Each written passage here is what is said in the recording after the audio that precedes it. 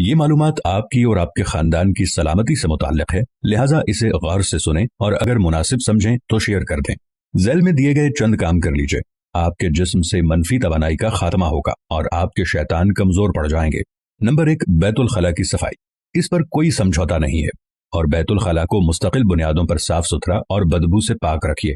Number 2، رات کو سونے سے پہلے بیت الخلاء کو صاف اور پاک رکھنے کا اہتمام کیجئے۔ نمبر 3، بیت الخلاء کا دروازہ ہر وقت اور مستقل بنیادوں پر بند رکھنے کا اہتمام کیجئے۔ نمبر 4، بیت الخلاء میں کپڑے اتار کر لٹکتا نہ رہنے دیجئے۔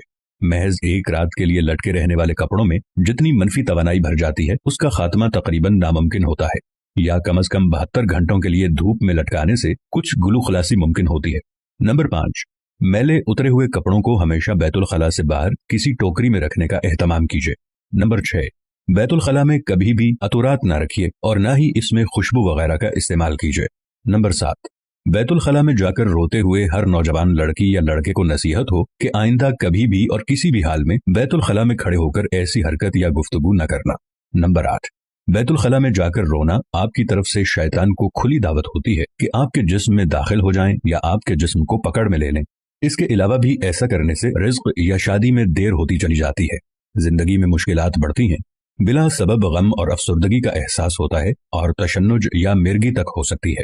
نمبر 9، ہر تیسرے دن اپنے گھر کے دروازے اور کھڑکیاں کھولیے اور گھر میں سورۃ البقرہ کی تلاوت کیجئے یا ریکارڈنگ چلائیے۔ آپ کو بذات خود اپنے اندر اور اپنے گھر والوں میں نفسیاتی بہتری محسوس ہوگی۔ گھر سے شیاطین اور جراثیم کو بھگانے کے لیے آقا کریم صلی اللہ علیہ وآلہ وسلم کے فرمان کے مطابق کلونجی کی دھونی دیجئے۔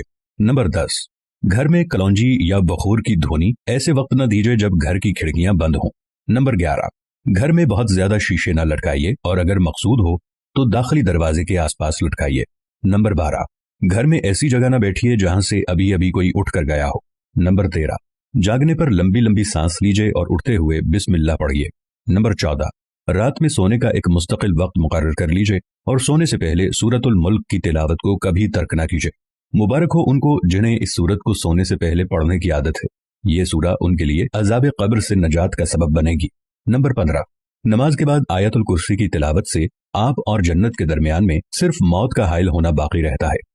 نمبر 16، آپ کو جن لوگوں سے پیار ہے انہیں یہ پیغام بھیجیے، نیکی کی طرف توجہ دلانے والا نیکی کرنے والے جیسا اجر پاتا ہے۔ اللہ ہم سب پر اپنی رحمت فرمائے، سب کی پریشانیاں اور مشکلیں حل فرمائے، آمین۔